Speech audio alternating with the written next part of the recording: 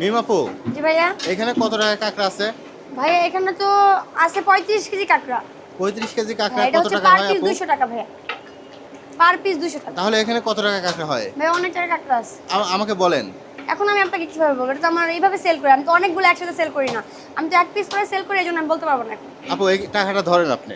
বললাম একটু গুনেন তো, দেখেন তো কত টাকা আছে। 1 2 3 4 5 6 7 8 9 10 11 12 13 14 15 16 17 18 19 20,000 টাকা আছে।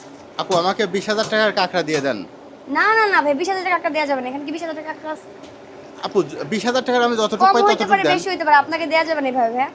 আপু আমাকে 20,000 টাকার আমার যতটুকু হয় হিসাব করে তাহলে আপনি আপনাকে একটু ততটুকু ওয়েট দেন। করতে হবে, আমার এটাকে জেনে তারপর আপনাকে দিতে হবে 20,000 টাকা আপনি কতটুকু পান।